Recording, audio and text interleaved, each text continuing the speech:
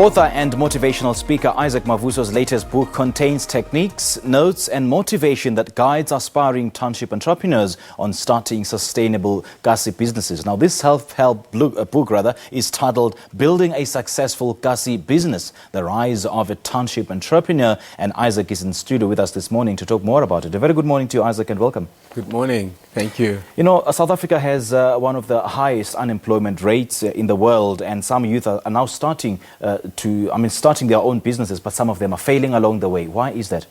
Okay, well, one of the biggest challenges that we have around entrepreneurship, particularly in South Africa and in more so in the black communities, because one of the things is that we have not really been wired for entrepreneurship. We've just been wired to be workers, to be thinking about, I need to work, I need to get a salary and all that stuff. So we need to first change that mindset, and we need to be built up to being, entrepreneurial in terms of the mindset to think, I can do things for myself. I don't need to go and, beg for someone, but I can also create my own economy as well. So we have not done that, and that's where the challenge is. And I guess it's a multiplicity of problems. Townships have and always will be the relics of the apartheid regime. There's a lack of investment in townships, and some of them are way isolated from the urban centers. But let's quickly talk about the book. You outline some of the pointers that would help, empower aspiring entrepreneurs. What are some of them?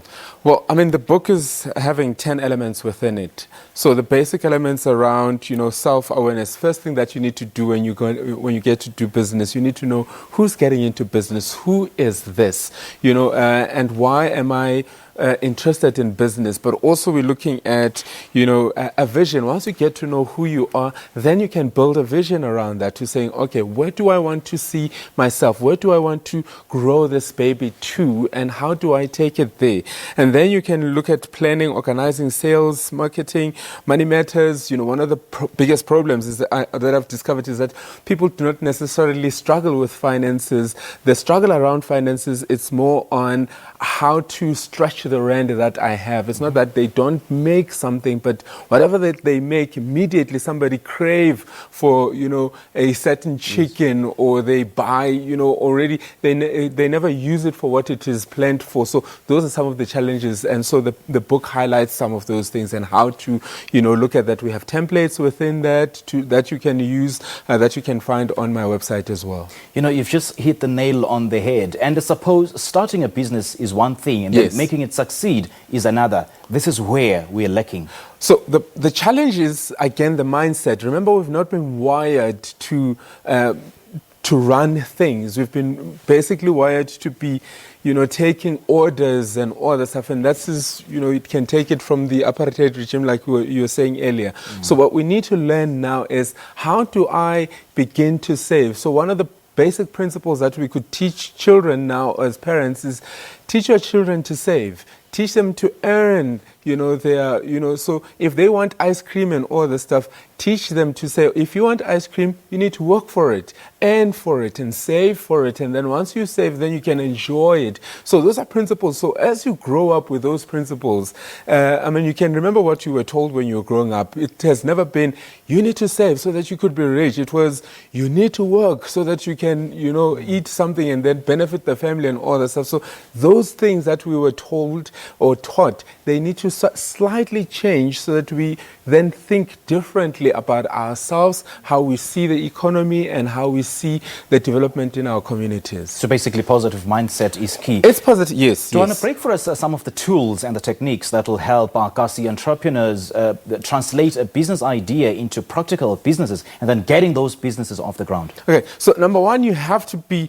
I think one of the things is that a lot of people get into business because they're thinking, okay, I want to do business while I'm waiting to get a job or something else. So you must be fully 100% there. It must be a drive. You need to wake up thinking, you know what, I am a creator. I will do something.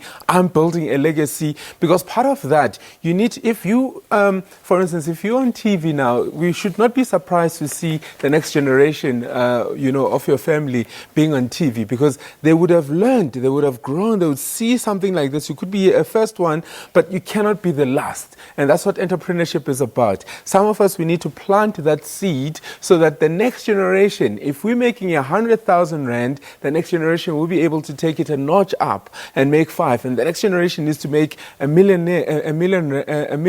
So it needs to be, one of those things that we are conscious about, but it needs to be something that we take from one generation to the other. And that's how we're going to sustain and live a better South Africa in creating more employment and sustainable work for ourselves. What about those who are still working and they do have a business idea, Yes. well, a multi-million Rand business idea and that, but they are afraid to take the entrepreneurial route, saying that, I have job security here at work and Yes. I'm very, very scared to start my own business. Some of them even go to the extent of starting their business while they're working. Would you advise? Look, you can start setting up stuff. Testing, waters and all that stuff while you're working because there's income coming in. So you can do that. But the important thing is that once I think a lot of people, you become fulfilled when you are in your strength.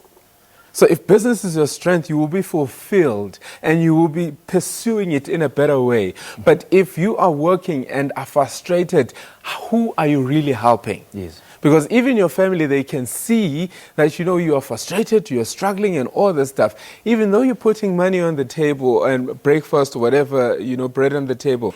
But what we need to be looking at is how do you create an environment that will enable this very people that you are supporting to see how to develop themselves, but also how to create a legacy moving forward. Isaac, thank you so much for sharing your thoughts with us. Thank you.